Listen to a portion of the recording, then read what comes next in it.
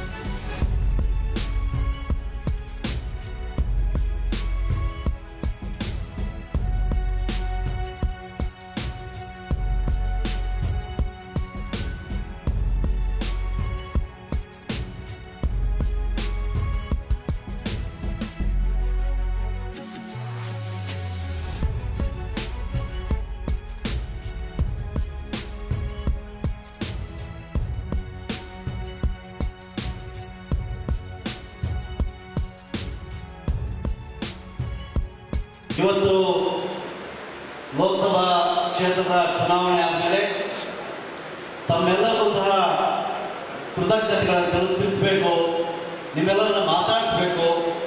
ಸೋತಂಥ ಸಂದರ್ಭಗಳಲ್ಲೂ ಸಹ ನೀವೆಲ್ಲ ಬುದ್ಧಿಗೆಡಬೇಡಿ, ನಾನು ನಿಮ್ಮ ಜೊತೆಯಲ್ಲಿ ಇದ್ದೀನಿ ಅಂತ ಹೇಳಕ್ಕೆ ನಮಗೆ ನಮ್ಮೆಲ್ಲರ ನೆಚ್ಚಿನ ನಾಯಕರಾಗಿರುವಂಥ ಡಿ.ಕೆ. ಸುರೇಶ್ ಅವರು ಬಂದಿದ್ದಾರೆ. ಗೆದ್ದಂಥ ಅಭ್ಯರ್ಥಿಗಳು ನಾವಿಲ್ಲೂ ಕಾಣ್ತಾ ಇಲ್ಲ ಈಗ. ಆದರೆ ಸನ್ಮಾನ್ಯ ಡಿ.ಕೆ. ಸುರೇಶ್ ಅವರು ಇದು ನನಗೆ ತಿಳಿದಂಗೆ ಕೊನೆಯದನ್ನಿಸುತ್ತೆ. ಈಗ ಎಲ್ಲ ವಿಧಾನಸಭಾ ಕ್ಷೇತ್ರಗಳಿಗೆ ಹೋಗಿ ಈಗಾಗಲೇ ಕೃತಜ್ಞತೆ ತಿಳಿಸಿ ಅವರಿಗೆಲ್ಲ ನಾನು ಇದ್ದೀನಿ ನಿಮ್ಮ ಜೊತೆಯಲ್ಲಿ ಅಂತ ಹೇಳಿ ಅವರಿಗೆ ಸಮಾಧಾನವನ್ನು ಹೇಳಿ, ಅವರು ಸಹ ಹಣ ನಾವು ನಿಮ್ಮ ಜೊತೆಯಲ್ಲಿದ್ದೀವಿ, ನೀವು ಸಹ ಇನ್ನು ಇದೇ ರೀತಿಯಾಗಿ ನೀವು ನಮ್ಮ ಜೊತೆಲಿ ಇರಬೇಕು, ಮುಂದೆ 100% ಬೇರೆ ಬೇರೆ ಚುನಾವಣೆ ಚನ್ನಪಟ್ಟಣಕ್ಕೆ ಹೋದಾಗ ನೀವೆಲ್ಲ ನಮಗೆ ಚನ್ನಪಟ್ಟಣಕ್ಕೆ ಬರಬೇಕು, ನಿಲ್ಲಬೇಕು ಅಂತ ಎಲ್ಲ ಸಹ ಎಷ್ಟೇ ನಾವು ಸೋತರು ಸಹ ದುರ್ತಿಗೆಡದೆ ನಾವು ನಿಮ್ಮ ಜೊತೆಯಲ್ಲಿ ಅಂತ ಅವ್ರ ಜೊತೆಯಲ್ಲಿ ನಾವೆಲ್ಲ ಇದ್ದು ಇವತ್ತು ಇಷ್ಟೊಂದು ದೊಡ್ಡ ಸಂಖ್ಯೆಯಲ್ಲಿ ನೀವೆಲ್ಲ ಬಂದಿದ್ದೀರ. ಹಾಗಾಗಿ ತಮ್ಮೆಲ್ಲರೂ ಅಭಿನಂದಿಸ್ತೀನಿ.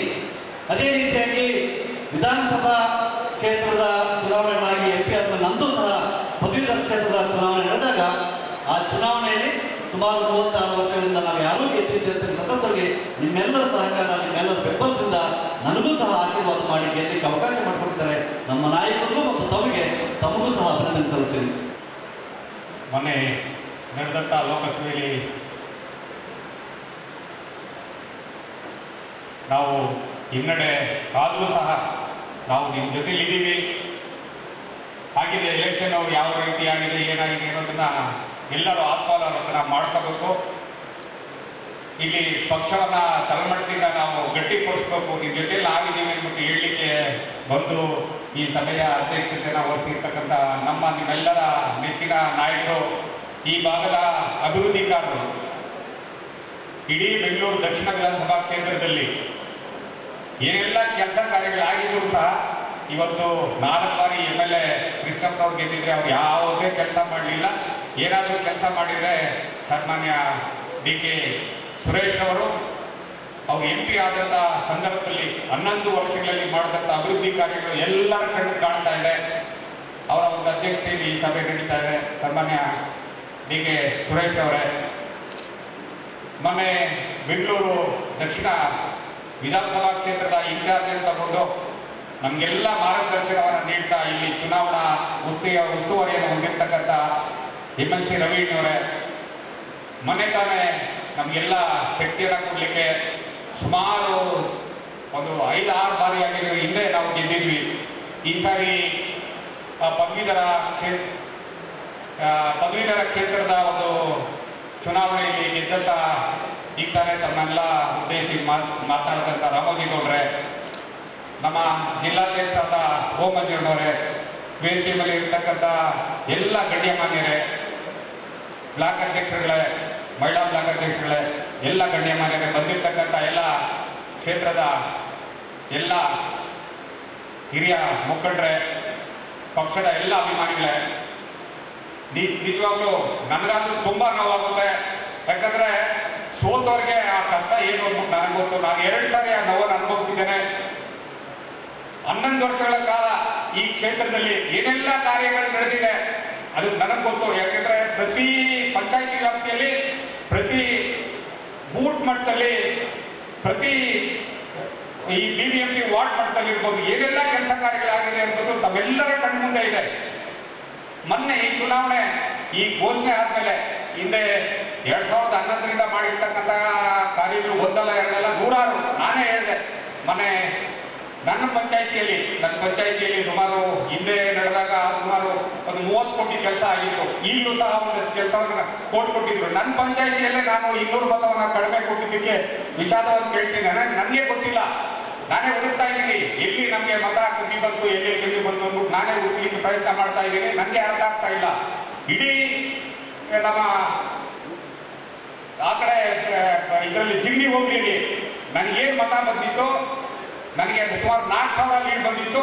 ಈ ಸಾರಿ ಜಿಗಣಿ ಹೋಗ್ಲಿಲಿ ಆ ಕಡೆ ಬ್ಲಾಕಲ್ಲಿ, ಜಿಗಣಿ ಬ್ಲಾಕಲ್ಲಿ 200 ಮತ ಕಮ್ಮಿ ಬಂದಿದೆ. ಅದೇ ಬೇಗೂರು ಬ್ಲಾಕಲ್ಲಿ ನನಗೇನು ಮತ ಬಂದಿತ್ತು 8,000 ಮೈನಸ್ ಆಗಿತ್ತು. ಈ ಸಾರಿ ಜಿಗಣಿ ಬ್ಲಾಕ್ ಬೇಗೂರು ಬ್ಲಾಕಲ್ಲಿ 21,000 ಮೈನಸ್ ಆಗಿದೆ. ಯಾಕೆ ಮೈನಸ್ ಆಯಿತು ಏನು ಅನ್ನೋದು ನಾವು ಚಿಂತೆ ಮಾಡಬೇಕು. ಮುಂದೆ ತಾಲೂಕ್ ಪಂಚಾಯತಿ ಬರ್ತಾ ಇದೆ, ಜಿಲ್ಲಾ ಪಂಚಾಯತಿ ಬರ್ತಾ ಇದೆ, BBMP ಎಲೆಕ್ಷನ್ ಬರ್ತಾ ಇದೆ. ನಮ್ಮ ಗೊಟ್ಟಿಗೆರೆ ವಾರ್ಡಲ್ಲಿ ನನಗೆ 19,000 ಚಿಲ್ಲರೆ ಮೈನಸ್ ಆಗಿತ್ತು. ಈ ಸಾರಿ 35,000 ಚಿಲ್ಲರೆ ಮೈನಸ್ ಆಗಿದೆ MP ಅವರಿಗೆ. ಉತ್ರಳ್ಳಿ ಬ್ಲಾಕ್ ಅಲ್ಲಿ ನನಗೆ 26,000 ಮೈನಸ್ ಆಗಿತ್ತು ಎಂಟೈರ್ ಉತ್ರಳ್ಳಿ ಬ್ಲಾಕ್ ಅಲ್ಲಿ. ಈ ಸಾರಿ 41,000 ಮೈನಸ್ ಆಗಿದೆ. ಯಾಕೆ ನಾವು ಕೆಲಸ ಮಾಡ್ಲಿಲ್ವಾ? ಜನಗಳಿಗೆ ನಾವು ಕೆಲಸ ಮಾಡಲಿಲ್ಲ, ನಾವು ಜನಗಳಿಗೆ ಏನೆಲ್ಲ ಕೆಲಸ ಮಾಡಿದ್ವಿ, ಯಾಕೆ ನಮ್ಮ ಅದನ್ನ ಮತಗಳಾಗಿ ಪರಿವರ್ತನೆ ಮಾಡ್ಕೊಳ್ಳಿಕ್ಕೆ ನಾವು ಆಗಿಲ್ಲ ಅನ್ನೋದನ್ನ ನಾವು ಚಿಂತನೆ ಮಾಡಬೇಕು. ನನಗೆ 1,46,000 ಮತ ಬಂದಿತ್ತು. ಈ ಸಾರಿ MP ಅವರಿಗೆ ಇಷ್ಟೆಲ್ಲ ಕೆಲಸ ಕಾರ್ಯಗಳು ಇಷ್ಟೆಲ್ಲ ಮಾಡಿ 1,58,000 ಬಂದಿದೆ ಅಂದ್ರೆ 12,000 ಜಾಸ್ತಿ ಕೊಟ್ಟಿರೋದು. 3 ತಿಂಗಳಿಂದ ಕೆಲಸ ಮಾಡಿದ್ವಿ ಈ ಎಲೆಕ್ಷನ್ ನ. ಪ್ರತಿಯೊಬ್ಬರು ಬಂದಿರ್ತಕ್ಕಂಥವ್ರು ಪ್ರತಿಯೊಬ್ಬರು ಮನೆಗೆ ಹೋಗಿ ಕೆಲಸವನ್ನು ಮಾಡಿದ್ವಿ. ಮತ ಬಂದಿಲ್ಲ. ಯಾಕೆ ಮತ ಬಂದಿಲ್ಲ ಏನು ಅನ್ನೋದ್ರ ಬಗ್ಗೆ ನಾವು ಚಿಂತನೆಯನ್ನ ಮಾಡಬೇಕು. ಎಲ್ಲಿ ತಪ್ಪಾಗಿದೆ ಆ ತಪ್ಪನ್ನ ನಾವು ತಿದ್ಕೋಬೇಕು. ತಿದ್ಕೊಂಡಾಗ ಮಾತ್ರ ನೆಕ್ಸ್ಟ್ ನಾವು ಪಕ್ಷವನ್ನ ಕಟ್ಲಿಕ್ಕಾಗುತ್ತೆ. ಯಾರು ಕೃತಿಗೊಳ್ಳುವ ಕೆಲಸ ಬೇಕಾಗಿಲ್ಲ. ನಾವು ನಿಮ್ಮ ಜೊತೆಲಿ ಇದ್ದೀವಿ. ನಮ್ಮ MP ಅವರು ನಮ್ಮ ಜೊತೆ ಇದ್ದಾರೆ, ನಮ್ಮ ಸರ್ಕಾರ ಇದೆ. ಸನ್ಮಾನ್ಯ DK ಶಿವಕುಮಾರ್ ಅವರು DCM ನಮ್ಮ ಜೊತೆ ಇದ್ದಾರೆ, ಸಿದ್ದರಾಮಯ್ಯನವರು ನಮ್ಮ ಜೊತೆ ಇದ್ದಾರೆ. ಪಕ್ಷ ಇನ್ನ 4 ವರ್ಷಗಳ ಕಾಲ ಈ ರಾಜ್ಯದಲ್ಲಿ ಅಧಿಕಾರದಲ್ಲಿರುತ್ತೆ. ನಾವು ಏನೆಲ್ಲ ಕೆಲಸ ಕಾರ್ಯಗಳಾಗಬೇಕು ಆ ಕೆಲಸ ಕಾರ್ಯಗಳನ್ನ ನಮ್ಮ ಮುಖಂಡರ ಮುಖಾಂತರ ನಾವು ಮಾಡಿಸೋಣ. ಜನಗಳ ವಿಶ್ವಾಸವನ್ನು ಗಳಿಸೋಣ. ಮುಂದೆ ಬರ್ತಕ್ಕಂಥ BBMP ಚುನಾವಣೆಯಲ್ಲಿ ಈಗಲಿಂದಲೇ ತಯಾರಿಯನ್ನ ಪ್ರಾರಂಭ ಮಾಡೋಣ. ತಾಲೂಕು ಪಂಚಾಯತಿ, ಜಿಲ್ಲಾ ಪಂಚಾಯತಿಯಲ್ಲಿ ಸಹ ನಮ್ಮ ಪ್ರಯತ್ನವನ್ನು ನಾವು ಮಾಡಿ ಈ ಭಾಗದಲ್ಲಿ ಕಾಂಗ್ರೆಸ್ ಪಕ್ಷವನ್ನ ಗಟ್ಟಿಯಾಗಿ ಕಟ್ಟುವಂತ ಕೆಲಸವನ್ನ ನೀವೆಲ್ಲ ಮಾಡೋಣ ಅನ್ನೋ ಮಾತನ್ನು ಹೇಳ್ತಾ ತಮಗೆಲ್ಲ ಹೊಂದಿಸ್ತಾ ನಾವು ಆ ಚಿಂತನೆ ಮಾಡಬೇಕು. ಎಲ್ಲಿ ನಮಗೆ ಹಿನ್ನಡೆ ಆಗಿದೆ, ಯಾಕೆ ಹಿನ್ನಡೆ ಆಯಿತು ಅನ್ನೋದನ್ನ ತಾವೆಲ್ಲ ಮಾಡ್ತೀರಾ. ಮುಂದಿನ ಅನ್ನೋ ಪಕ್ಷಕ್ಕೆ ನಾವು ಈ ಭಾಗದಲ್ಲಿ ಗೆಲುವನ್ನು ಕೊಟ್ಕೊಳ್ಳೋಣ. ಯಾಕಂದ್ರೆ ನಮಗೆ ಸುರೇಶ್ ಅವರು ಹುಲಿ ತರ ಇದ್ರು. ನಾವು MLA ಸೋತ್ರು ಸಹ ಈ ಭಾಗದಲ್ಲಿ ನಾವು ಗೆದ್ದಿದ್ದೀವಿ. ಏನೆಲ್ಲ ಕೆಲಸ ಕಾರ್ಯಗಳು ಆಗ್ಬೇಕು ಅಂದ್ಬಿಟ್ರು ನಮ್ಮ ಕೆಲಸ ಕಾರ್ಯಗಳು ಎಲ್ಲೋದ್ರೂ ಆಗ್ತಾ ಇತ್ತು. ನಿನ್ನೆ ಒಂದು ಎಕ್ಸಾಂಪಲ್ ಹೇಳಿದೆ ನಾನು MP ಅವರಿಗೆ. ಅಲ್ಲಿ ಒಬ್ಬ ಇದರಲ್ಲಿ ತೋಗೂರು ಪಟ್ಟಣ ಪಂಚಾಯತಿಯಲ್ಲಿ ಒಬ್ಬ CO ಹೇಳ್ತಾರಂತೆ, ನಿಮ್ಗೆ ನಡೆಯಲ್ಲ ರೀ, MP ಅವ್ರು ಸೋತ್ಬಿಟ್ಟಿದ್ದಾರೆ, ಸುರೇಶ್ ಹೇಳಂದೇನಿಲ್ಲ, ನಾನು ಹೇಳಿದಂಗೆ ನಡಿಬೇಕು ಅಂತ ಹೇಳ್ತಾರಂತೆ.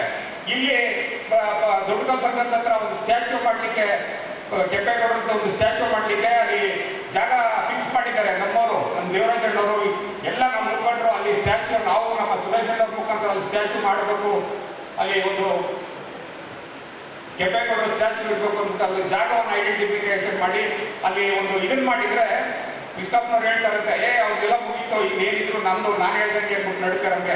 ಅದೇನೋ ನಡೆಯಲ್ಲ. ಸರ್ಕಾರ ನಮ್ಮದೇ ಇದೆ, ನಮ್ಮ ನಾಯಕರಿದ್ರೆ, ನಮ್ಮ DCM ಸಾಹೇಬರಿದ್ದಾರೆ, ನಾವು ಹೇಳ್ದಂಗೆ ನಡೀಬೇಕು, ನಡೆಸ್ತಾರೆ ಅನ್ನೋ ಮಾತನ್ನು ಹೇಳ್ತಾ ನಾವು ಯಾರು ತೃಪ್ತಿ ಕೊಡೋದು ಬೇಕಾಗಿಲ್ಲ. ಪಕ್ಷವನ್ನ ನಾವು ತಳಮಟ್ಟದಿಂದ ಕಟ್ಟುವಂತ ಕೆಲಸವನ್ನು ಮಾಡೋಣ ಅಂದ್ಬಿಟ್ಟು ಹೇಳ್ತಾ ತಮ್ಗೆಲ್ಲ ಒಂದಿಸ್ತಾ ನನ್ನ ಮಾತನ್ನು ಮುಗಿಸ್ತೀನಿ. ನಮಸ್ಕಾರ. ಜೈ ಕಾಂಗ್ರೆಸ್. ಈ ಪರಿಸ್ಥಿತಿ ಯಾಕೆ ಬಂತು ನಮಗೆ? ಲಾಸ್ಟ್ ಟೈಮ್ಗಿಂತ MLA ಎಲೆಕ್ಷನಲ್ಲಿ ನಮಗೆ 50,000 ಮೈನಸ್ ಇತ್ತು. ಈ ಸತಿ ನಮಗೆ 98,000 ಮೈನಸ್ ಆಗಿದೆ. ನಾವು ಚಿಂತನೆ ಮಾಡಬೇಕಾಗುತ್ತೆ, ಮುಂದೆ ನಾವು ಹೇಗೆ ಮಾಡಬೇಕು, ಯಾವ ಥರ ಮಾಡಬೇಕಾಗುತ್ತೆ. ನಾವು ನಾಯಕರು ಸುರೇಶ್ ಅಣ್ಣ ಅವರು ಇದ್ದಿದ್ದರೆ ನಾವು ಬೇಕಾದಷ್ಟು ಕೆಲಸಗಳಾಗ್ತಾಯಿತ್ತು. ಇಡೀ ರಾಜ್ಯದಲ್ಲೇ ಇಡೀ ದೇಶದಲ್ಲೇ ಮಾದರಿಯಾದ ಸುರೇಶ್ ಅಣ್ಣ ಅವರೇ ಏಕೈಕ ವ್ಯಕ್ತಿ ಸುರೇಶ್ ಅಣ್ಣ ಅವರು. MP ಗಳಲ್ಲಿ ಕೆಲಸ ಮಾಡೋದು ಯಾವ ಥರ ಮಾಡಬೇಕು ಅನ್ನೋದು ತೋರಿಸುವಂಥ ವ್ಯಕ್ತಿ ನಮ್ಮ DK ಸುರೇಶ್ ಅವರು. ಪಂಚಾಯಿತಿ ಮಟ್ಟದಲ್ಲಿ ಕೆಲಸ ಮಾಡೋ ಫೈಲ್ ಹಿಡ್ಕೊಂಡು ಕಮಿಷನರ್ ಆಗಲಿ ಪ್ರತಿ ಅಧಿಕಾರಿಗಳನ್ನ ಹೋಗಿ ಭೇಟಿ ಮಾಡಿ ಆ ಪ್ರತಿಯೊಂದು ಕೆಲಸ ಮಾಡ್ಕೊಂಬರೋಂಥ ಏಕೈಕ ವ್ಯಕ್ತಿ ಅಂದರೆ ಸುರೇಶ್ ಅಣ್ಣವರು ಕೆಲಸ ಮಾಡ್ತಾಯಿದ್ರು. ಏನೋ ಕೋಪದಲ್ಲಿ ಒಂದೆರಡು ಮಾತಾಡ್ಬೋದು, ಇನ್ನೊಂದು ಮಾಡ್ಬೋದು, ಆದರೆ ಮನಸ್ಫೂರ್ತಿಯಾಗಿ ಅವರು ಮನಸ್ಸಿನಲ್ಲಿ ಏನೂ ಮಾಡ್ಕೊಳ್ತಾ ಇರಲಿಲ್ಲ. ಅವರು ಹೃದಯ ಅಂತ ತುಂಬ ಒಳ್ಳೆ ಹೃದಯ, ಒಳ್ಳೆ ಕೆಲಸ ಮಾಡ್ತಾಯಿದ್ರು. ನಮಗೆ ನಮ್ಮ ಅದೃಷ್ಟ ಇಲ್ಲ ಅನಿಸ್ತದೆ. ಯಾಕೆಂದರೆ ಇವತ್ತು ನಾವು ನೀವೆಲ್ಲ ಅನಂತರಾಗಿದ್ದೀವಿ ಅನಿಸ್ತದೆ. ಯಾಕೆಂದರೆ ಮೊದಲು ನಮಗೆ MLA ಇಲ್ಲ, ಇವಾಗ MP ಇಲ್ಲ ಅಂದರೆ ನಾವು ಚಿಂತೆ ಮಾಡಬೇಕಾಗತ್ತೆ. ಅಂಥ ಪರಿಸ್ಥಿತಿ ನಾವಿದ್ದೀವಿ. ಸರ್ಕಾರ ಇದೆ, ನಮಗೆ ಶಕ್ತಿ ತುಂಬುವಂಥ ಶಕ್ತಿ ನಮ್ಮ ಸುರೇಶ್ ಅಣ್ಣವರಿದ್ದಾರೆ. ಇವತ್ತು ನಾವು ಏನೂ ನಮಗೆ ತೊಂದರೆ ಇಲ್ಲ, ಸರ್ಕಾರ ಇದೆ, ನಮ್ಮ ಸುರೇಶ್ ಅಣ್ಣವರಿದ್ದಾರೆ. ನಾವು ಏನೇ ಇದ್ದರೂ ಕೆಲಸ ಮಾಡಿಕೊಡ್ತಾರೆ, ನಿಮಗೆಲ್ಲ ಒಳ್ಳೆಯ ಶಕ್ತಿ ಕೊಡ್ತಾರೆ. ನಿಮಗೆ ನಾವು ಎಲೆಕ್ಷನಲ್ಲಿ ಎಲ್ಲ ಕಾರ್ಯಕರ್ತರು ಕೆಲಸ ಮಾಡಿದ್ದಾರೆ, ಅವರಿಗೆಲ್ಲ ನಾನು ಧನ್ಯವಾದಗಳನ್ನು ಹೇಳ್ತೀನಿ. ಎಲ್ಲ ಕಾರ್ಯಕರ್ತರು ತುಂಬ ಒಳ್ಳೆಯ ಕೆಲಸ ಮಾಡಿ ಪ್ರತಿ ಬೂತ್ ಮಟ್ಟದಲ್ಲೂ ಸಹ ಕೆಲಸ ಮಾಡಿದ್ದಾರೆ. ಆದರೆ ನಮಗೆ ಓಟ್ ಯಾಕೆ ಜನ ಓಟ್ ಕೊಟ್ಟಿಲ್ಲ? ಯಾಕೆಂದರೆ ಕೆಲಸ ಮಾಡೋಂಥ ವ್ಯಕ್ತಿನ ಯಾರೂ ಗುರುತಿಸಲ್ಲ. ಇವತ್ತು ನಮ್ಮ ಸುರೇಶ್ ಅಣ್ಣವರು ಅಂಥ ಕೆಲಸ ಮಾಡಿದ್ರು, ಪ್ರತಿ ಬೂತಲ್ಲೂ ಕೆಲಸ ಮಾಡಿದ್ದಾರೆ. ರಸ್ತೆಗಳು ಇವತ್ತು ನಮಗೆ 16 ಕೋಟಿ 18 ಕೋಟಿ ಎಲೆಕ್ಷನ್ ನಡಿ ಒಂದು ವಾರ್ಡ್ಗೆ ದುಡ್ಡು ಹಾಕಿದ್ದಾರೆ. ಅಂದರೆ 250 ಕೋಟಿ ರೂಪಾಯಿ ದುಡ್ಡು ತಂದಿದ್ದಾರೆ ನಮ್ಮ ಇಡೀ ಕ್ಷೇತ್ರಕ್ಕೆ, ಬೆಂಗಳೂರಿಗೆ. ಇಂಥವನ್ನ ಸೋಲಿಸಿದ್ದಾರೆ ಅಂದರೆ ಇನ್ಯಾರು ಬೇಕು? ಅದನ್ನು ಚಿಂತನೆ ಮಾಡಬೇಕಾಗುತ್ತೆ. ಜನಗಳು ಇನ್ನೊಂದು 6 ತಿಂಗಳಲ್ಲೇ ಗೊತ್ತಾಗುತ್ತೆ ಯಾರು ಎಂಥವ್ರು ಅನ್ನೋದು ಗೊತ್ತಾಗುತ್ತೆ. ಅದರಿಂದ ಯಾರೂ ಭಯ ಪಡಬೇಕಾಗಿಲ್ಲ. ನಮ್ಮ ಸುರೇಶ್ ಅಣ್ಣವರಿದ್ದಾರೆ, ನಿಮ್ದು ಏನೇ ಕೆಲಸಗಳಿದ್ರು ಮಾಡಿಕೊಡ್ತಾರೆ, ನಮ್ಮ ಜೊತೆಲಿದ್ದಾರೆ, ಸರ್ಕಾರ ನಮ್ಮ ಜೊತೆಲಿದೆ. ನೀವೆಲ್ಲ ಧೈರ್ಯ ತಗೊಂಡು ಪ್ರತಿಯೊಬ್ಬರೂ ಇನ್ನು ಮುಂದೆ BBMP ಎಲೆಕ್ಷನ್ ಬರ್ತಾ ಇದೆ, ಜಿಲ್ಲಾ ಪಂಚಾಯತಿ ಎಲೆಕ್ಷನ್ ಬರ್ತಾ ಇದೆ, ಪಂಚಾಯತಿ ಎಲೆಕ್ಷನ್ ಬರ್ತಾ ಇದೆ. ಇವಾಗೇನು ನೀವು ಯಾವ ಥರ ಎಲೆಕ್ಷನ್ನು ಮಾಡ್ತಾ ಇದ್ದೀರ ಲೀಡರ್ಗಳೆಲ್ಲ ಯಾವ ಥರ ಇದೆ ಅದೇ ಥರನೇ ಕಂಟಿನ್ಯೂ ಆಗಿದೆ. ಯಾರೂ ಧೈರ್ಯ ಕಳ್ಕೊಳಕ್ಕೆ ಹೋಗ್ಬೇಡಿ ಅಂತ ಹೇಳ್ತಾ ನಾನು ಮಾತು ಮುಗಿಸ್ತೀನಿ. ನಮಸ್ಕಾರ. ವೇದಿಕೆ ಮೇಲಿರುವ ಎಲ್ಲ ಗಣ್ಯ ವ್ಯಕ್ತಿಗಳು ನಮಸ್ಕಾರ. ಮುಂಭಾಗದಲ್ಲಿರುವ ಎಲ್ಲರಿಗೂ ನಮಸ್ಕಾರ. This is very painful time ಅಂತ ಹೇಳಕ್ಕೆ ಎಲ್ಲ ಕಾರ್ಯಕರ್ತರು, ಎಲ್ಲ ಲೀಡರ್ಸು, ಎಲ್ಲ ಬ್ಲಾಕ್ ಪ್ರೆಸಿಡೆಂಟ್ಸ್ ಆಗಿರ್ಬೋದು, ಮಹಿಳಾ ಕಾರ್ಯಕರ್ತರಾಗಿರ್ಬೋದು, ಮಹಿಳಾ ಲೀಡರ್ಸ್ ಆಗಿರ್ಬೋದು, ಎಲ್ಲರೂ ಕೆಲಸ ಮಾಡೋದಂತೂ ನಿಜ. ಆದರೆ ಈ ಸೋಲು ಎಷ್ಟುವರೆಗೂ ನ್ಯಾಯ ಅಂತ ಗೊತ್ತಿಲ್ಲ.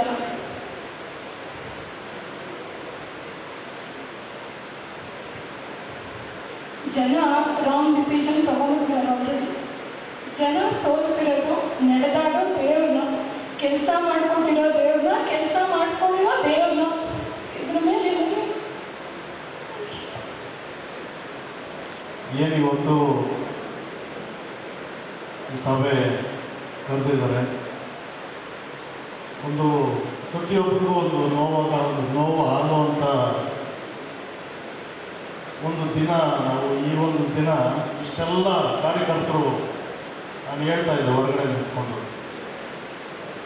ಈ ಒಂದು ಕಾರ್ಯಕರ್ತರ ಪಡೆ ನೋಡಿದ್ರೆ BJPಯಲ್ಲಿ ಕೂಡ ಇಲ್ಲ ಇಂಥ ಒಂದು ಕಾರ್ಯಕರ್ತರು, ನಾಯಕರು. ಆಗಲಿರಲು ಚುನಾವಣೆ ಫಲಿತಾಂಶ ಬಂದ ಮಾರನೇ ದಿನ ಇವರು ನಮ್ಮ ಮಾಜಿ ಸಂಸದರಾಗಿರ್ತಕ್ಕಂಥ ಸುರೇಶನವರು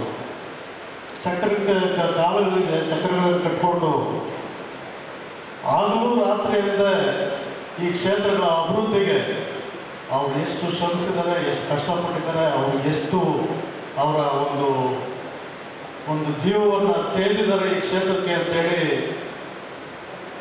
ನಮಗೂ ನಿಮಗೂ ಎಲ್ರಿಗೂ ಗೊತ್ತಿರೋವಂಥ ವಿಚಾರ. ಇಂಥ ಒಬ್ಬ ಪ್ರಾಮಾಣಿಕ ದಕ್ಷ ಸಂಸದನ್ನ ಇಡೀ ದೇಶದಲ್ಲೇ ಒಬ್ಬ ಮಾದರಿ ಸಂಸದರು ಅನಿಸ್ಕೊಂಡಿದ್ರು. ನಾವು ಯಾರೂ ಭಾವಿಸಿರಲಿಲ್ಲ ಸುರೇಶ್ ಅಣ್ಣ ಅವರು ಸೋಲ್ತಾರೆ ಅನ್ನೋ ಒಂದು ಮಾತನ್ನು ನಾನು ಯಾವುದೇ ಮಟ್ಟದಲ್ಲೂ ಕೂಡ ಯೋಚನೆ ಕೂಡ ಮಾಡಿರಲಿಲ್ಲ. ಮನಸ್ಸಿಗೆ ಭಾರಿ ಸಮಾಧಾನ ಆಯಿತು. ಯಾಕೆಂದರೆ 3 ಸಾರಿ ನಾನು ಚುನಾವಣೆಗಳನ್ನು ಎದುರಿಸಿದ್ದೀನಿ, ಸೋತಿದ್ದೀನಿ, ಭಾರಿ ನೋವು ತಿಂದಿದ್ದೀನಿ. ಆದರೆ ನಾನು ಏನು ಅವರು ಮಾಡಿರೋ ಒಂದು ಅಭಿವೃದ್ಧಿ ಕೆಲಸಗಳಲ್ಲಿ ರಾತ್ರಿಯಲ್ಲೂ ಅವರು ಜನರಿಗಾಗಿ, ಈ ಕ್ಷೇತ್ರಕ್ಕಾಗಿ, ಕ್ಷೇತ್ರದ ಅಭಿವೃದ್ಧಿಗಾಗಿ ಅವರು ಮಾಡಿದಂಥ ಕೆಲಸ ಇಡೀ ದೇಶದಲ್ಲಿ ಯಾರೂ ಮಾಡಿಲ್ಲ. ಈ ಗೆಲುವು ಯಾವುದೇ ಕಾರಣಕ್ಕೂ ಇಲ್ಲ ಸ್ಥಳೀಯ ಬಿಜೆಪಿ ಮುಖಂಡರು, ಬಿಜೆಪಿಯ ಶಾಸಕರಿಗೆ ಅವರ ಶ್ರಮಕ್ಕೆ ಈ ಗೆಲುವು ಬಂದಿದೆ. ಅವ್ರು ಇಷ್ಟು ಓಟ್ ಹಾಕಿದ್ದಾರೆ ಅಂತೇಳಿ ಬಿಜೆಪಿಯ ಮುಖಂಡರದಲ್ಲ ಗೆಲುವಿದು. ಈ ಗೆಲುವನ್ನು ನಾವು ಅವ್ರಿಗೆ ಕೊಡ್ಲಿಕ್ಕೆ ನಾವು ತಯಾರಿಲ್ಲ. ಈ ಗೆಲುವು ಜನ ಸ್ವಯಂ ಪ್ರೇರಿತರಾಗಿ ಜನದ ತೀರ್ಮಾನ ಇದೆ, ಜನ ತೀರ್ಮಾನ ಮಾಡಿರ್ತಕ್ಕಂಥದ್ದು. ಜನ 22 ದಿನಕ್ಕೆ ಬಂದ್ರು ಆಂಟಿ ಕ್ಯಾಮ್ರಸ್ ಇರಲಿಲ್ಲ. ಏನೋ ದೇವರು ಅಂದ್ರು, ಹೃದಯವಂತ ಅಂದ್ರು, ಒಳ್ಳೆಯವರು ಅಂದ್ರು, ಸಜ್ಜನ ಅಂದ್ರು. ಏನೋ ಕರ್ನಾಟಕದ ಪಾಪ್ಯುಲೇಷನ್ ಇರೋದೇ 6 ಕೋಟಿ 7 ಕೋಟಿ. ಅವ್ರ ನಮ್ಮ ಬಾಯಲ್ಲಿ ವಾಟ್ಸಪ್ ಸೋಷಿಯಲ್ ಮೀಡಿಯಾದಲ್ಲಿ ಯಾವ ಥರ ಬಂತಂದ್ರೆ 2 ಕೋಟಿಗೆ ಆಪರೇಷನ್ ಮಾಡೋರು ಅಂತ ಬಂದರು. ಅದೆಷ್ಟು ಜನಕ್ಕೆ ಅವ್ರು ನಾನು ಕೇಳಿದೆ, ಅವ್ರು ಆಪರೇಷನ್ನೇ ಮಾಡಲಿಲ್ಲ, ಬರೀ ಕಾರ್ಡಿಯಾಲಜಿಸ್ಟ್ ಅಷ್ಟೇ ಅಂತೇಳಿ. ನಾನು ಅವ್ರನ್ನ ಟೀಕೆನೂ ಮಾಡೋಕ್ಕೆ ಹೋಗೋದಿಲ್ಲ. ಜನನೇ ಓಟ್ ಹಾಕಿರುವಾಗ ನಾವು ಟೀಕೆ ಮಾಡಿ ಅದ್ರ ಬಗ್ಗೆ ನಾನು ಹೆಚ್ಚಿಗೆ ಚರ್ಚೆ ಮಾಡೋದಕ್ಕೂ ಅದು ಅನಗತ್ಯ ಚರ್ಚೆ ಅನಿಸ್ತದೆ. ಆದರೆ ಜನರ ತೀರ್ಮಾನ ಯಾವ ರೀತಿ ಇರ್ತದೆ ಅಂತಕ್ಕಂಥದ್ದನ್ನ ನಾವು ನೋಡಿದಾಗೆಲ್ಲ ಒಂದು ಕಡೆ ದುರದೃಷ್ಟಕರ. ಕೆಲಸ ಮಾಡಿದವ್ರಿಗೆ ಓಟ್ ಹಾಕ್ತಾರೆ ಅಂತಕ್ಕಂಥದ್ದು ಎಲ್ಲ ಒಂದು ಕಡೆ ಸುಳ್ಳು. ಜನ ಕೆಲಸ ಬೇಕು ಅಂತ ಕೇಳಿ ಹಸ್ತವನಿಗೆ ಅನ್ನ ಹಾಕಿದ್ರೆ ಅದ್ರ ಬೆಲೆ, ಹಸಿದೆ ಇದ್ದವನಿಗೆ ಅವ್ನಿಗೆ ಊಟ ಕೊಟ್ಟರೆ ಅದಕ್ಕೆ ಬೆಲೆ ಇಲ್ಲ ಅಂತಕ್ಕಂಥದ್ದನ್ನ ನಿರೂಪಣೆ ಮಾಡುವಂಥದ್ದು ಈ ಚುನಾವಣೆ. ಇಡೀ ದೇಶದಲ್ಲೇ ಅತ್ಯುತ್ತಮವಾದಂಥ ಸಂಸದ, ಅತ್ಯುತ್ತಮವಾಗಿ ಹಗಲು ರಾತ್ರಿ ದಿನದ 24 ಗಂಟೆ ತನ್ನ ಕ್ಷೇತ್ರದ ಜನರ ಸಾಧಕ ಬಾಧಕಗಳಿಗೆ ದುಡಿತಕ್ಕಂಥ ಸಂಸದ ಅಂತಕ್ಕಂಥ ಹೆಸರನ್ನ ಪಡೆದಂಥ ಡಿ.ಕೆ. ಸುರೇಶ್ ಅವ್ರಿಗೆ ಒಂದೇ ಥರ ಪ್ಯಾಟರ್ನ್ ನಡೆದೋಗ್ಬಿಡ್ತು. ಆರ್ ನಗರ ಮತ್ತೆ ಸೌತ್ ಇಂದ 2 ಲಕ್ಷ ಸ್ವಲ್ಪ ಡಿಫ್ರೆನ್ಸ್ ಜಾಸ್ತಿ ಆಯಿತು. ಬಟ್ ನಿಮ್ಮಲ್ಲಿ ವೋಟಿಂಗ್ ಪ್ಯಾಟರ್ನು 7.5 ಲಕ್ಷ ನಿಮ್ಮಲ್ಲಿ ವೋಟ್ ಇರೋದ್ರಿಂದ. ಆಮೇಲೆ ಕಳೆದ ವಿಧಾನಸಭಾ ಚುನಾವಣೆಗೂ ಈ ಚುನಾವಣೆಗೂ 50,000 ವೋಟು ಹೊಸ ವೋಟರ್ಸ್ ಎಂಟ್ರಿ ಆಗಿದೆ.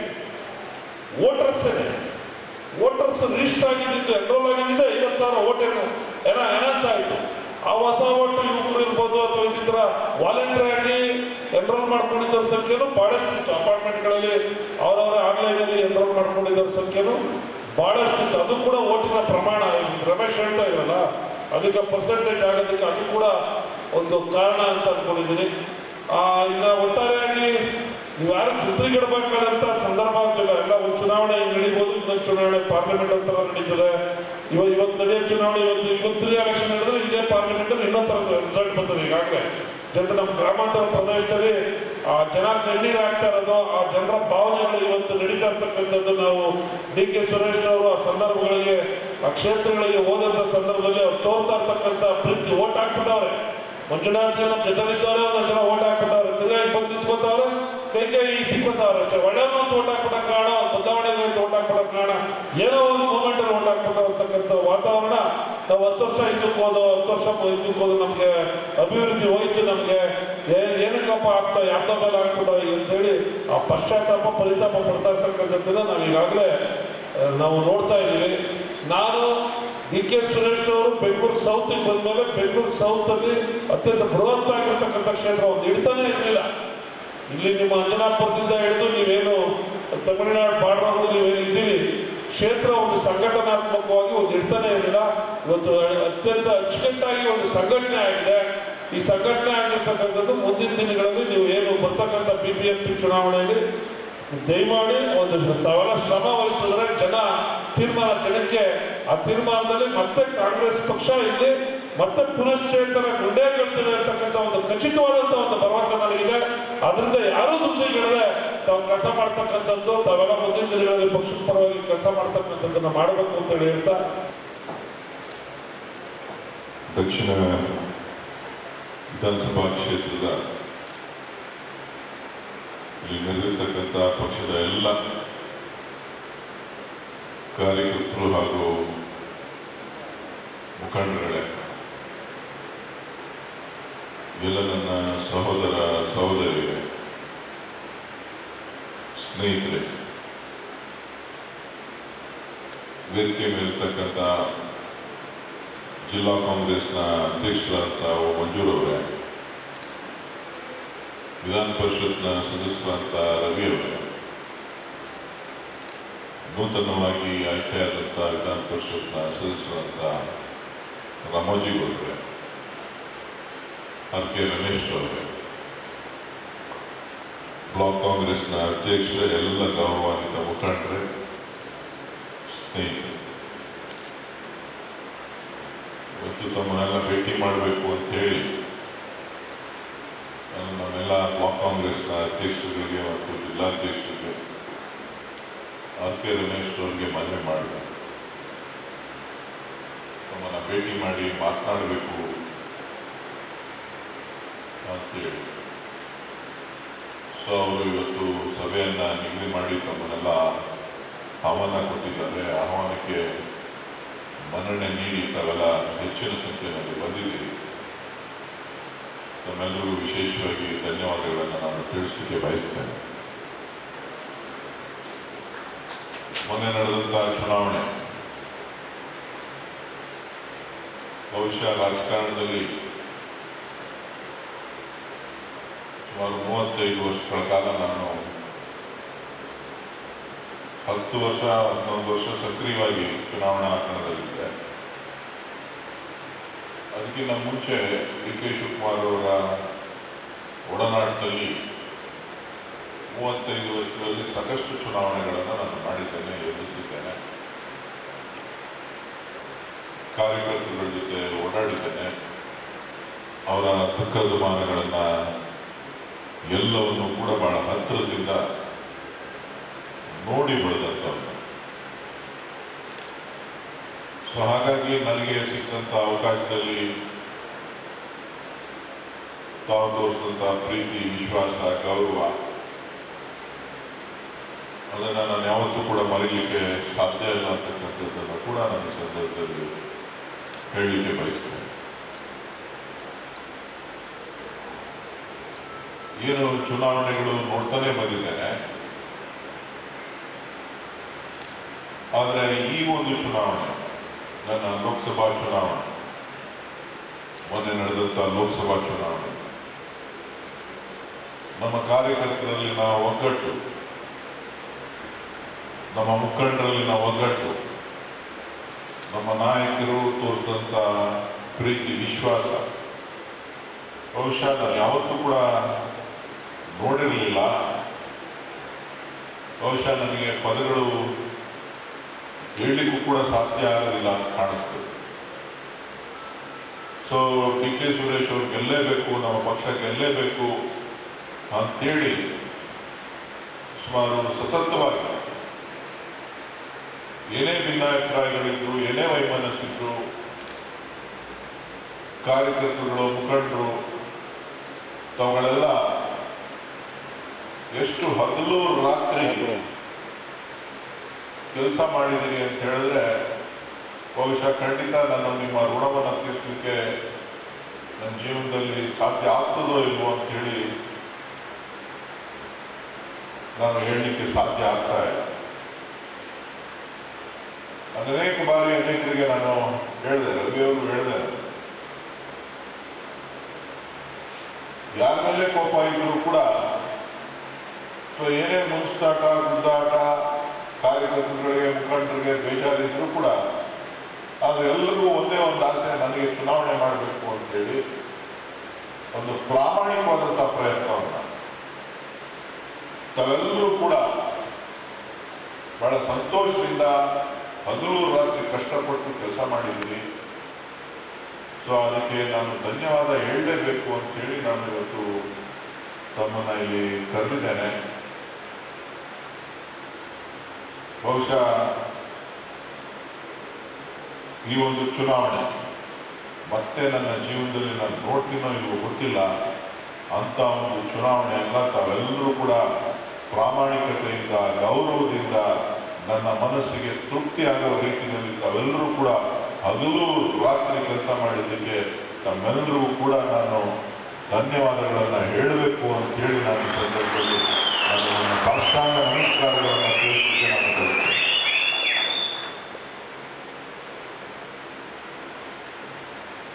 ನಾನು ಬೆಂಗಳೂರು ಗ್ರಾಮಾಂತರ ಲೋಕಸಭಾ ಚುನಾವಣೆಯನ್ನು ಎದುರಿಸಲಿಕ್ಕೆ ಬಂದಂಥ ಸಂದರ್ಭದಲ್ಲಿ ನಾನೊಬ್ಬ ಸಾಮಾನ್ಯ ವ್ಯಕ್ತಿ. ಈಗಲೂ ಕೂಡ ನಾನು ಸಾಮಾನ್ಯ ವ್ಯಕ್ತಿಯಾಗಿ ನಿಮ್ಮ ಮುಂದೆ ಇರ್ತೀನಿ.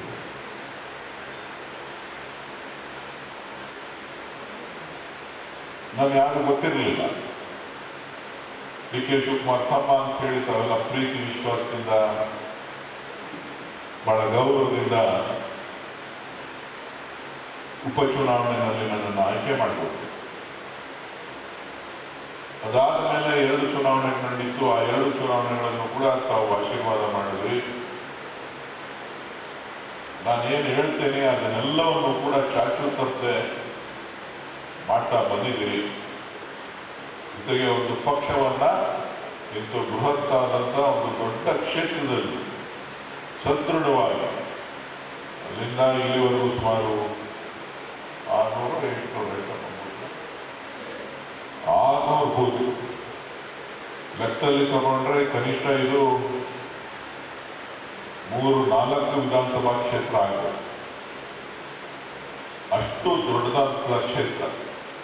ಅಷ್ಟು ದೊಡ್ಡದಂಥ ಕ್ಷೇತ್ರದಲ್ಲಿ ತಾವೆಲ್ಲರೂ ಕೂಡ ಪಕ್ಷವನ್ನು ಸಂಘಟನೆ ಮಾಡ್ತಾ ಬೆಳೀತಾ ಏನೇ ಇದ್ರೂ ಕೂಡ ಸಮಯವನ್ನು ಹಗಲು ರಾತ್ರಿ ಹಾಕಿ ಒಂದು ಬೃಹತ್ವಕಾರಕವಾಗಿ ಇವತ್ತು ಪಕ್ಷ ಬೆಳೆದು ನಿಂತಿದೆ. ನಾನು ಸೋತೆ ದಾಕ್ಷಣಕ್ಕೆ ನೀವು ಯಾರು ಧೃತಿ ಕೆಡುವಂಥ ಅವಶ್ಯಕತೆ ಇಲ್ಲ. ನಾನು ಸೋತಿರ್ಬೋದು, ಆದರೆ ನಿಮ್ಮನ್ನ ರಕ್ಷಣೆ ಮಾಡಲಿಕ್ಕೆ ಆ ಭಗವಂತ ನನಗೆ ಶಕ್ತಿಯನ್ನು ಕೊಟ್ಟಿದ್ದಾನೆ. ಆ ಕೆಲಸವನ್ನ ನಾನು ಸಾಯೋವರೆಗೂ ಕೂಡ ನಿಮ್ಮ ರಕ್ಷಣೆಯನ್ನ ಮಾಡ್ತೇನೆ ಅಂತಕ್ಕಂಥ ಮಾತನ್ನ ಈ ಸಂದರ್ಭದಲ್ಲಿ ಹೇಳಿ ಬಯಸ್ತೇನೆ.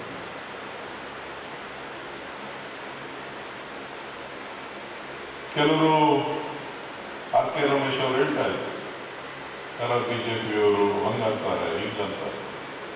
ಸಹಜ, ಗೆದ್ದಾಗ ಇನ್ಯಾರು ಏನು ಮಾಡೋಕ್ಕಾಗಲ್ಲ ಅಂತ ಅನ್ಕೋದು.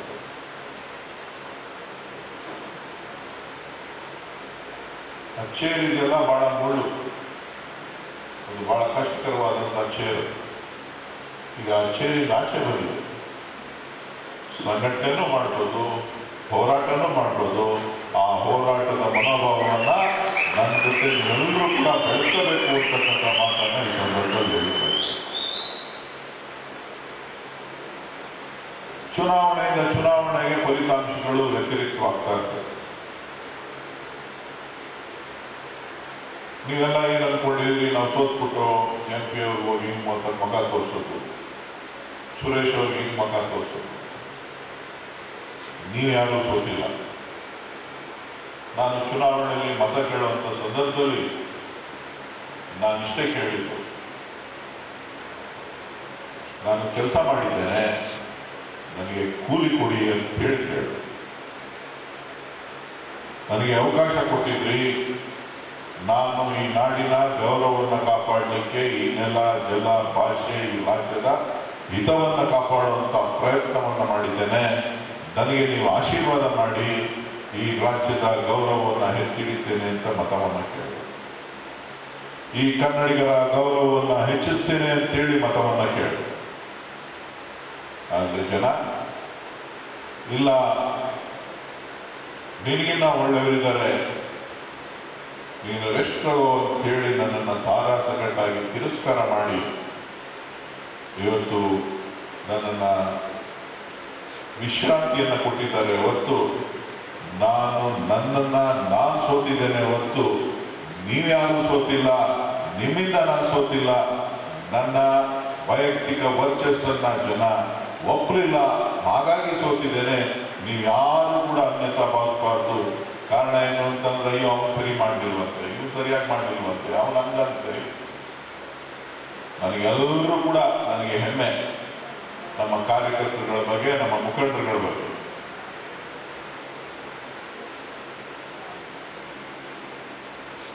ಒಂದೊಂದ್ಸಾರಿ ಆಗ್ತದೆ ಈ ರೀತಿ. ಪ್ರಜಾಪ್ರಭುತ್ವ ವ್ಯವಸ್ಥೆಯಲ್ಲಿ ಪ್ರಜೆಗಳೇ ದೊಡ್ಡವರು. ಅದಕ್ಕೋಸ್ಕರನೇ ಗುಪ್ತ ಮತದಾನ ಅಂತ ಹೇಳಿ ಇಟ್ಟಿರೋದು. ಅವರ ಭಾವನೆಗಳನ್ನು ತೋರಿಸ್ತಕ್ಕಂಥದ್ದು ತಗ್ಗೆ ಮರೆ ಏಟು ಕೊನೆಯಲ್ಲಿ ಬಾಕ್ಸ್ನಲ್ಲಿ ಏನು ಮತ ಮಾಡಬೇಕಾದ್ರೇ ಅದು ಗೊತ್ತಾಗ್ತಕ್ಕಂಥದ್ದು. ಆದರೆ ಇವತ್ತು ಈ ತೀರ್ಮಾನವನ್ನು ನಾನು ಸಂಪೂರ್ಣವಾಗಿ ಸ್ವಾಗತ ಮಾಡಿದ್ದೇನೆ. ಗೆದ್ದಂಥ ಅಭ್ಯರ್ಥಿಯನ್ನ ಅಭಿನಂದಿಸ್ತಾ ಇದ್ದೇನೆ. ಆದರೆ ನಮ್ಮ ಕಾರ್ಯಕರ್ತರನ್ನ ಯಾವುದೇ ಕಾರಣಕ್ಕೂ ಬೇರೆಯವರ ತೆಕ್ಕೆಗೆ ಬಿಡಲಿಕ್ಕೆ ನಾನು ಸಿದ್ಧನೇ ಇಲ್ಲ ಅಂತಕ್ಕಂಥ ಮಾತನ್ನು ನಾನು ಸಂದರ್ಭದಲ್ಲಿ ನೀವು ಯಾರು ಅನಾಥರಲ್ಲ. ನನ್ನ ಕೈಲಿ ನಿಮಗೆ ಹೇಳಿದ ಕೆಲಸ ಎಲ್ಲ ಮಾಡಲಿಕ್ಕೆ ಸಾಧ್ಯ ಆಗದೆ ಇರ್ಬೋದು. ನಿಮ್ಮ ಅಭಿವೃದ್ಧಿ ಕೆಲಸಗಳನ್ನ ನನ್ನ ಕೈಲಿ ಮಾಡಲಿಕ್ಕೆ ಸಾಧ್ಯ ಆಗ್ತಾ ಇರ್ಬೋದು. ಆದರೆ ನಾನು ನಿಮ್ಮ ಸಹೋದರನಾಗಿ, ನಿಮ್ಮ ಸ್ನೇಹಿತನಾಗಿ, ನಾನೊಬ್ಬ ಕಾರ್ಯಕರ್ತನಾಗಿ ನಿಮ್ಮ ಜೊತೆ ನಿಂತು ಎಲ್ಲ ರಕ್ಷಣೆಯನ್ನ ಮಾಡ್ತೇನೆ ಅಂತಕ್ಕಂಥ ಮಾತನ್ನ ಹೇಳಲಿಕ್ಕೋಸ್ಕರ ನಾನು ಇವತ್ತು ಇಲ್ಲಿ ಬಂದೆ. ನನಗೆ 8 ಕ್ಷೇತ್ರಗಳಿವೆ. 8 ಕ್ಷೇತ್ರಗಳ ಬಗ್ಗೆ ನನಗೆ ಯಾವುದು 6 ಕ್ಷೇತ್ರಗಳ ಬಗ್ಗೆ ನನಗೆ ಯೋಚನೆ ಇಲ್ಲ. ನನಗೆ ನಿಮ್ಮದು ಮತ್ತು ಬೆಂಗಳೂರು ದಕ್ಷಿಣ ವಿಧಾನಸಭಾ ಕ್ಷೇತ್ರ ಮತ್ತು RR ನಗರಕ್ಕೆ ನಾನು ರಕ್ಷಣೆಯನ್ನ, ಕಾರ್ಯಕರ್ತರ ಹಿತವನ್ನ, ಈ ಭಾಗದ ಜನರ ಕಷ್ಟ ಸುಖಗಳನ್ನ ನೋಡಬೇಕಾದಂಥ ಅನಿವಾರ್ಯತೆ ನನಗಿದೆ. ನಿಮ್ಮನ್ನ ಜೊತೆಲಿ ತಗೊಂಡು ಹೋಗ್ಬೇಕಾದ ಅನಿವಾರ್ಯತೆ ನನಗಿದೆ ಅಂತೇಳಿ ನನಗೆ ಗೊತ್ತಿದೆ. ಆ ಕೆಲಸವನ್ನ ನಾನು ಖಂಡಿತ ನಾನು ಮಾಡ್ತೇನೆ.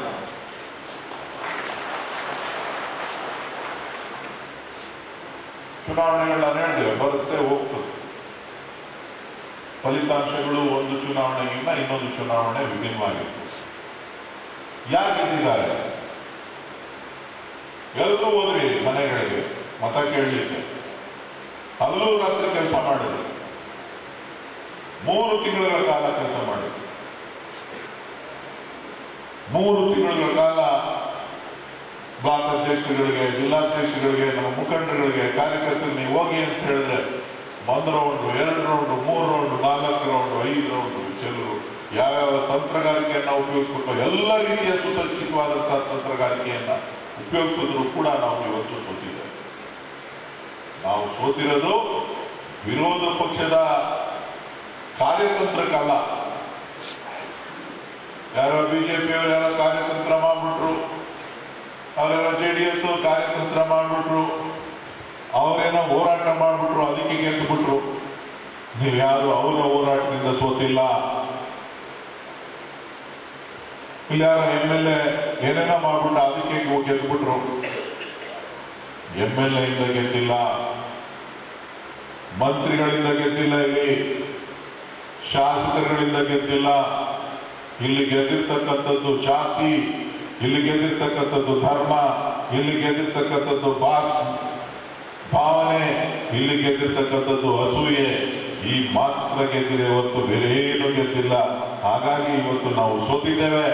ಆ ಸೋತಿದ್ರು ಕೂಡ ನಮ್ಮ ಹೋರಾಟವನ್ನು ನಾವು ಮಾಡಬೇಕಾಗ್ತದೆ. ನಾನು ನಿಮ್ಮ ಜೊತೆ ಇದ್ದೇನೆ. ಈ ಭಾವನೆಗಳ ಮಧ್ಯೆ, ಈ ಒಂದು ಜಾತಿಯ ವ್ಯವಸ್ಥೆ ಮಧ್ಯೆ ನಾವು ಕೆಲಸವನ್ನ ಮಾಡ್ತಾ ಇದ್ದೀವಿ.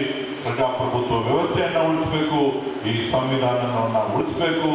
ಆ ಕೆಲಸ ಗಟ್ಟಿ ಮಾಡಬೇಕಾದಂಥದ್ದು ಕರ್ನಾಟಕದ ಕನ್ನಡಿಗರ ರಕ್ಷಣೆಯನ್ನ, ಕನ್ನಡಿಗರ ಭಾವನೆಗಳನ್ನ ಅರ್ಥ ಮಾಡಿಕೊಂಡು ಮುಂದಿನ ದಿನಗಳಲ್ಲಿ ಪ್ರತಿಯೊಂದು ಕೆಲಸ ಕಾರ್ಯಗಳನ್ನು ನಾವು ಮಾಡುವಂಥದ್ರಲ್ಲಿ ನಾವು ನೀವೆಲ್ಲ ಸೇರಿ ಒಗ್ಗಟ್ಟಾಗಿ ಕೆಲಸ ಮಾಡೋಣ.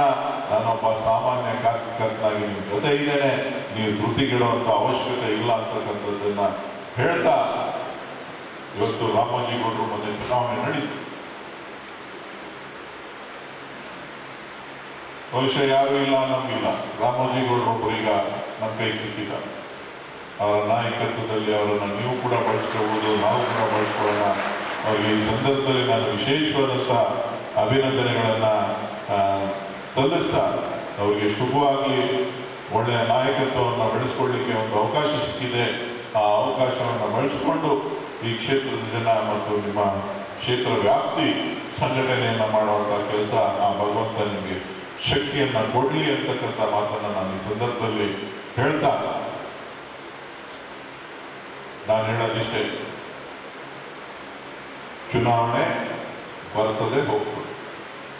ಇವತ್ತು ಮತ್ತೆ ನಮ್ಮಲ್ಲೂ ಲೋಕಲ್ ಬಾಡಿ ಎಲೆಕ್ಷನ್ಸ್ ಬರ್ತದೆ.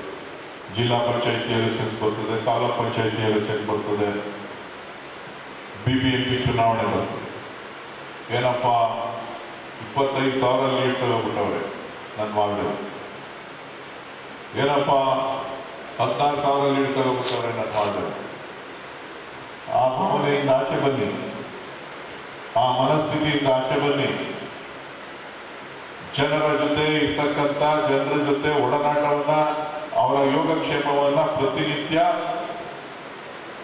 ಯಾವ ರೀತಿಯಾಗಿ ನೀವು ಪ್ರತಿನಿತ್ಯ ಒಂದೊಂದು ಬೂತ್ನಲ್ಲಿ 2 ಬೂತ್ನಲ್ಲಿ ಅವರ ಯೋಗಕ್ಷೇಮವನ್ನು ವಿಚಾರಿಸ ಮಾತ್ರ ಮಾತಾಡಿಸ್ಕೊಂಡು ಅವ್ರು ಒಳ್ಳೇದು ಏನು ಕೆಟ್ಟ ಅಂತ ಹೇಳಿ ಕೆಲಸ ಮಾಡಲಿಕ್ಕೆ ಸಾಧ್ಯ ಆಗದೆ ಇರ್ಬೋದು.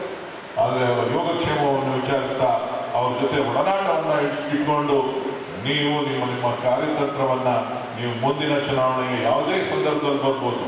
ಬಹುಶಃ ಆಗಸ್ಟ್ ನಂತರ ಎಲ್ಲ ಚುನಾವಣೆಗಳು ಒಟ್ಟಿಗೆ ಬರೋ ಸಾಧ್ಯತೆಗಳಿವೆ. BBMP ಚುನಾವಣೆ ಕೂಡ ಅವಾಗೆ ಬರ್ತದೆ, ಜಿಲ್ಲಾ ಪಂಚಾಯತಿ ತಾಲೂಕ್ ಪಂಚಾಯತಿ ಚುನಾವಣೆ. ಅದಕ್ಕೆ ನಾವು ಸಂಪೂರ್ಣವಾಗಿ ಸಜ್ಜಾಗೋಣ. ನನಗೆ ವಿಶ್ವಾಸ ಇದೆ, ಆ ಜನ ಮತ್ತೆ ನಿಮ್ಮನ್ನೇ ಆಶೀರ್ವಾದ ಮಾಡ್ತಾರೆ, ನಿಮಗೆ ಗೆಲ್ಲಿಸ್ತಾರೆ. ನಿಮಗೆ ಒಂದು ಶಕ್ತಿ ತುಂಬುವಂತ ಕೆಲಸ ಕರ್ನಾಟಕದಲ್ಲಿ ಕಾಂಗ್ರೆಸ್ಗೆ ಶಕ್ತಿ ತುಂಬುವಂತ ಕೆಲಸವನ್ನ ಈ ರಾಜ್ಯದ ಜನ ಮಾಡ್ತಾರೆ. ಇವತ್ತು ರಾಹುಲ್ ಗಾಂಧಿ ಅವ್ರನ್ನ ಯಾವ ರೀತಿಯಾಗಿ ಟೀಕೆ ಟಿಪ್ಪಣಿಗಳನ್ನ ಕಳೆದ 10 ವರ್ಷಗಳಿಂದ ಮಾಡಿಕೊಂಡು ಬಂದಿದ್ದಾರೆ ಭಾರತೀಯ ಜನತಾ ಪಕ್ಷದವರು ಅನ್ನೋದನ್ನ ತಾವೆಲ್ಲರೂ ಕೂಡ ನೋಡಿದ್ದೀವಿ. ಆದ್ರೆ ಅವರು ಯಾವುದಕ್ಕೂ ಕೂಡ ತಲೆಗೆಡಿಸ್ಕೊಳ್ಳದೆ ಇವತ್ತು ಭಾರತ್ ಜೋಡೋ ಯಾತ್ರೆಯನ್ನ ಮಾಡ್ತಾ, ಇವತ್ತು ಪಕ್ಷವನ್ನ ಸಂಘಟನೆ ಮಾಡ್ತಾ, ಪ್ರತಿಯೊಂದು ಹಂತದಲ್ಲೂ ಕೂಡ ಹೆಜ್ಜೆಯನ್ನು ಹಾಕಿ ಎಲ್ಲ ನೋವು ನಲಿವುಗಳನ್ನ ಹಿಡಿದಿಟ್ಕೊಂಡು ಈ ದೇಶದ ಒಳಿತಿಗಾಗಿ ಇವತ್ತು ಕೆಲಸ ಮಾಡ್ತಾ ಇವತ್ತು ಒಂದು ಹಂತಕ್ಕೆ ನಾವು ಬಂದಿದ್ದೇವೆ ಅಂತ ಹೇಳಿದ್ರೆ, ಬಹುಶಃ 400 ಸೀಟ್ ಬರುತ್ತೆ ಅಂತ ಹೇಳಿ 6 ತಿಂಗಳ ಮುಂಚೆನೇ ಮಾಧ್ಯಮಗಳೆಲ್ಲರೂ ಕೂಡ ಘೋಷಣೆ ಮಾಡಿದ್ರು 400 ಸೀಟು 400 ಸೀಟು 400 ಸೀಟು. आपके पास 400 पार ಅಂತ ಹೇಳಿ 400 ಸೀಟು ಅಂತ ಹೇಳಿಲ್ಲ ಅಂತ ಹೇಳಿದ್ರೆ ಇವತ್ತಿನ ಪರಿಸ್ಥಿತಿ ಬೇರೆ ಆಗ್ತಿತ್ತು. ಅವರೇನೇ ಮೀಡಿಯಾದವರೇನೆ ಮೈಂಡ್ ಸೆಟ್ ರೆಡಿ ಮಾಡ್ಬಿಟ್ರು. ಅಲ್ಲೆಲ್ಲ ಬಂದು ಅವರು ದೇವಂತೂ ಸೃಷ್ಟಿ ಮಾಡ್ಬಿಟ್ರು, ಇನ್ನೆಲ್ಲ ಇನ್ಯಾವ ಸೃಷ್ಟಿ ಮಾಡ್ಬಿಟ್ರು, ಇನ್ನೇನ ಮಾಡ್ಬಿಟ್ರು, ಅದು ಯಾರೋ ಚೈತ್ರ ಮಾಡ್ರು ಕೇಸ್ ತಂದ್ಬಿಟ್ರು. ಅಲ್ಲೆಲ್ಲ ಮಡಿಕೇರಿಲ್ಲ ಒಬ್ಬರು ಹಿಂದೂ ವಿದ್ಯಾರ್ಥಿನಿ 17 ವರ್ಷದವಳು ಮರ್ಡರ್ ಆದ್ರೆ ಅದನ್ನ ತೋರಿಸ್ಲಿಕ್ಕೆ ಮಾಧ್ಯಮಗಳು ತೋರಿಸ್ಲೇ ಇಲ್ಲ, ಹೇಳಲೇ ಇಲ್ಲ. ಚೈತ್ರ ಮರ್ಡರ್ ಕೇಸನ್ನ ಸಂಪೂರ್ಣವಾಗಿ ತೋರಿಸಿ ಭಾವನಾತ್ಮಕವಾಗಿ ಹೇಳ್ತಕ್ಕಂಥ ಒಂದು ಪ್ರಯತ್ನವನ್ನು ಮಾಡಿ. ಸೊ ಹೀಗೆ ಇವತ್ತು ಚರ್ಚೆಗಳೇನು ಯಾವುದನ್ನ ಸಮರ್ಥನೆ ನಡೀತಾ ಇದೆ ಅಂತ ಹೇಳಿದ್ರೆ, ಹೆಣ್ಣು ಮಕ್ಕಳ ಮಾನ ಮರ್ಯಾದೆ ಹರಾಜಾಗಿರೋದ್ರ ಬಗ್ಗೆ ಚರ್ಚೆಗಳು ನಡೀತಾ ಇಲ್ಲ. ಅವ್ರಿಗೆ ರಕ್ಷಣೆ ಏನು, ಅವ್ರ ಯೋಗಕ್ಷೇಮ ಏನು ಅಂತ ನಡೀತಾ ಇಲ್ಲ. ಹೆಂಗಿದನ್ನು ಮಾಡಿದ್ರು ಹಂಗ್ ಮಾಡಿದ್ರು ಅಂತ ಹೇಳಿ ಯೋಚನೆಗಳು ನಡೀತಾ ಇಲ್ಲ. ಒಂದ್ ಕಡೆ ಒಬ್ರದ್ದು ಒಂಥರ ಅಂದ್ರೆ ಒಬ್ರು ಹುಡುಗರು ಓಡೋಡೋದು, ಹುಡುಗರು ಹೊಲಿಸ್ಕೊಂಡು ಓಡಾಡಿದ್ರೆ ಇನ್ನೊಂದ್ ಕಡೆ ಹೆಣ್ಮಕ್ಳು ಮನೆ ಬಾಗಿಲು ಹಾಕೊಂಡು ಕಲಿಬೇಕಾದಂತ ಪರಿಸ್ಥಿತಿ. ಇಂಥ ಒಂದು ರಾಜಕೀಯ ವ್ಯವಸ್ಥೆಯಲ್ಲಿ ನಾವಿದ್ದಾಗ ನಾವು ಇವತ್ತು ಕರ್ನಾಟಕದವರು ಇವತ್ತು ತಲೆ ತಗ್ಸುವಂತ ವಾತಾವರಣ ಇವತ್ತು ಈ ದೇಶದಲ್ಲಿ ನಡೀತಾ ಇದೆ. ಸೀರೀಸ್ ಆಫ್ ಹಗರಣಗಳು ಬರ್ತಾ ಇದೆ, ಒಂದಲ್ಲ ಎರಡಲ್ಲ. ಒಂದ್ ಕಡೆ ಯಾವುದೋ ದರ್ಶನ್ ಪ್ರಕರಣ, ಇನ್ನೊಂದ್ ಕಡೆ ಯಾವ್ದೋ ಇನ್ನೊಂದು ಪ್ರಕರಣ, ಇನ್ಯಾವುದೋ ಪ್ರಕರಣ. ಎಷ್ಟು ವಿಚಿತ್ರವಾದಂತಹ ನಡವಳಿಕೆಗಳನ್ನ ನಾವು ನೋಡ್ತಾ ಇದ್ದೀವಿ ಅಂತ ಹೇಳಿದ್ರೆ, ಎಲ್ಲೋ ಒಂದು ಕನ್ನಡಿಗರಿಗೆ ಇದು ಅವಮಾನ ಆಗ್ತಕ್ಕಂಥ ಒಂದು ನಿಟ್ಟಿನಲ್ಲಿ ನಾವು ಕಾಣ್ತಾ ಇದ್ದೇವೆ. ಆದ್ರೆ ಇದನ್ನೆಲ್ಲರನ್ನು ಮೀರಿ ನಾವು ಬರಬೇಕು ಅಂತ ಹೇಳಿದ್ರೆ ನಾವು ನಮ್ಮ ಹೋರಾಟದ ಮನೋಭಾವವನ್ನು ಬೆಳೆಸ್ಕೊಳ್ಬೇಕು. ನೀವು ಯಾರು ಎದುರ್ಕೊಳ್ಳುವಂತ ಅವಶ್ಯಕತೆ ಇಲ್ಲ. ಇವತ್ತು ರಾಜ್ಯದಲ್ಲಿ ಕಾಂಗ್ರೆಸ್ ಸರ್ಕಾರ ಇದೆ. ಸನ್ಮಾನ್ಯ ಸಿದ್ದರಾಮಯ್ಯವರು ಮತ್ತು DK ಶಿವಕುಮಾರ್ ಅವರ ನೇತೃತ್ವದಲ್ಲಿ ಇವತ್ತು ಸರ್ಕಾರ ಇದೆ. ರಾಮಲಿಂಗಾರೆಡ್ಡಿ ಅವರಿದ್ದಾರೆ. ನಾವೆಲ್ಲ ಸೇರಿ ಇವತ್ತು DK ಶಿವಕುಮಾರ್ ಅವರು ಬೆಂಗಳೂರು ಉಸ್ತುವಾರಿ ಸಚಿವರಾಗಿರೋದ್ರಿಂದ ನಾನು ಅಭಿವೃದ್ಧಿ ಕೆಲಸಗಳನ್ನ ನಿಮ್ಗೆಲ್ಲ ಹೇಳಿದ್ದನ್ನೆಲ್ಲ ಮಾಡ್ಕೊಳಕ್ ಆಗಲ್ಲ. ಆದ್ರೆ ನಿಮಗೆ ರಕ್ಷಣೆಯನ್ನ ಕೊಡ್ಲಿಕ್ಕೆ ನಾನು ಬದ್ಧನಾಗಿದ್ದೇನೆ, ನಿಮ್ ಜೊತೆ ನಾನು ಇದ್ದೇನೆ. ಅಭಿವೃದ್ಧಿ ಕೆಲಸ ಮಾಡಿದ್ದೀನಿ. ಈಗ ಡೆಲ್ಲಿಯಿಂದ ಹಣ ತರ್ತಾರೆ, ನಮಗೆ ನಷ್ಟ ಆಗಿರುವಂತ ಹಣ ಸುಮಾರು 3.5 ಲಕ್ಷ 4 ಲಕ್ಷ ಕೋಟಿ ಹಣವನ್ನ ಈಗ ಕೇಂದ್ರದ ಮಂತ್ರಿಗಳಾಗಿರೋರು ಹೊಸದಾಗಿ ಆಗಿರ್ತಕ್ಕಂಥ ಹೋರಾಟ ಮಾಡಿ ಕೊಡಿಸ್ತಾರೆ. ಸೊ ಹಾಗಾಗಿ ಅಭಿವೃದ್ಧಿಗೆ ತೊಂದರೆ ಆಗುದಿಲ್ಲ ಅವರಿಗೆ. BJP ಅವರು ನಾವೇನು ಮಾಡಲಿಲ್ಲ ಅಂತ ನಾವು ಗ್ಯಾರಂಟಿಗಳನ್ನ ಕೊಟ್ಟು ನಾವು ಲೂಟಿ ಮಾಡ್ಬಿಟ್ಟಿದ್ದೀವಿ. ಬಡವರ ಹೊಟ್ಟೆಯನ್ನು ತುಂಬಿಸಿದ್ದೇವೆ, ಬಡವರಿಗೆ ಆರ್ಥಿಕವಾದಂಥ ಶಕ್ತಿಯನ್ನು 5 ಗ್ಯಾರಂಟಿಗಳನ್ನು ಕೊಟ್ಟಿದ್ದೇವೆ. ಇದು ರಾಷ್ಟ್ರದ ಇತಿಹಾಸದಲ್ಲಿ ಮುಂದಿನ 2-3 ವರ್ಷಗಳಲ್ಲಿ ಎಲ್ಲ ಸಮೀಕ್ಷೆಗಳು ನಿಮಗೆ ಅರ್ಥ ಆಗ್ತದೆ. ಯಾವ ರೀತಿಯಾದಂಥ ಆರ್ಥಿಕ ವ್ಯವಸ್ಥೆಯನ್ನ ಕರ್ನಾಟಕದಲ್ಲಿ ನಾವು ಸೃಷ್ಟಿ ಮಾಡಿದ್ವಿ, ಯಾವ ರೀತಿಯಾಗಿ ಜನಸಾಮಾನ್ಯರು ಜೀವನವನ್ನು ಬದುಕಲಿಕ್ಕೆ ಈ ಒಂದು ಗ್ಯಾರಂಟಿಗಳು ಅನುಕೂಲ ಮಾಡಿಕೊಟ್ಟಿದೆ ಅನ್ನೋದು ಗೊತ್ತಾಗಬೇಕು ಅಂತಂದ್ರೆ ನಾವು ಇನ್ನು ಕನಿಷ್ಠ 2-2.5 ವರ್ಷ 3 ವರ್ಷ ಕಾಯಬೇಕು. ಆಗ ಪ್ರತಿಯೊಂದು ಕೂಡ ಅರ್ಥ ಆಗ್ತದೆ. ಈ ಗ್ಯಾರಂಟಿಗಳಿಂದ ಯಾವ ರೀತಿಯಾದಂತಹ ಒಂದು ವ್ಯವಸ್ಥೆ ರೂಪಿತ ಆಯಿತು, ಯಾವ ರೀತಿಯಾದಂತಹ ಬದಲಾವಣೆಯನ್ನ ನಾವು ಎಕನಾಮಿಯಲ್ಲಿ ಇದರೊಳಗಡೆ ನಾವು ನೋಡ್ತೇವೆ, ಬದಲಾವಣೆಗಳನ್ನು ಕಾಣ್ತೇವೆ, ಪ್ರತಿಯೊಬ್ಬ ಆರ್ಥಿಕ ಸುವ್ಯವಸ್ಥೆಯನ್ನು ನಾವು ಕಾಣ್ತೇವೆ, GDP ಗ್ರೋತ್ ಯಾವ ರೀತಿ ಆಗ್ತದೆ ಅಂತಕ್ಕಂಥದ್ದನ್ನು ನಾವು ಕಾಣ್ತೇವೆ. ಸೊ ಹಾಗಾಗಿ ಏನೇ ಟಿಪ್ಪಣಿಗಳನ್ನ ವಿರೋಧ ಪಕ್ಷಗಳು ಮಾಡಿದ್ರು ಕೂಡ ತಾವ್ಯಾರು ಕೂಡ ತಲೆ ಕೆಡಿಸ್ಕೊಳ್ಬೇಕಾಗಿಲ್ಲ. ನಾನು ತಮ್ಮಲ್ಲಿ ಮನವಿ ಮಾಡೋದಿಷ್ಟೇ, ಮತ್ತೊಮ್ಮೆ ನಾನು ಹೇಳ್ತಾ ಇದ್ದೀನಿ, ನಿಮ್ಮ ಪ್ರಾಮಾಣಿಕತೆಗೆ ನಾನು ಶರಣಾಗಿದ್ದೇನೆ, ನಿಮ್ಮ ಕೆಲಸಕ್ಕೆ ನಾನು ಶರಣಾಗಿದ್ದೇನೆ, ನೀವು ತೋರಿಸಿದಂಥ ಪ್ರೀತಿ ವಿಶ್ವಾಸಕ್ಕೆ ನಾನು ಗೌರವ ಕೊಟ್ಟಿದ್ದೇನೆ.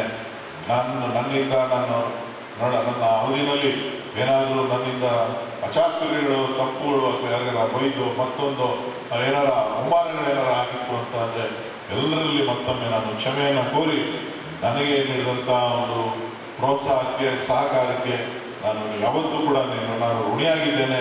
ನಿಮ್ಮ ಜೊತೆ ನಾನೊಬ್ಬ ಸಾಮಾನ್ಯ ಕಾರ್ಯಕರ್ತನಾಗಿ, ಒಬ್ಬ ಸೇವಕನಾಗಿ, ಒಬ್ಬ ಸ್ನೇಹಿತನಾಗಿ ನಿಮ್ಮ ಜೊತೆ ಉಳಿತೇನೆ ಅಂತಕ್ಕಂಥ ಮಾತನ್ನು ಈ ಸಂದರ್ಭದಲ್ಲಿ ಹೇಳ್ತಾ ತಮ್ಮೆಲ್ಲರಿಗೂ ಕೂಡ ವಂದಿಸಿ ನನ್ನ ಮಾತನ್ನು ಮುಗಿಸ್ತೇನೆ. ಎಲ್ಲರಿಗೂ ನನ್ನ ಸಾಷ್ಟಾಂಗ ನಮಸ್ಕಾರಗಳನ್ನು ಹೇಳ್ತಾ ತಮ್ಮೆಲ್ಲರಿಗೂ ಕೂಡ ಶುಭವನ್ನು ಕೋರಿ ನನ್ನ ಮಾತು ಮುಗಿಸ್ತೇನೆ. ಜೈ ಹಿಂದ್, ಜೈ ಕರ್ನಾಟಕ.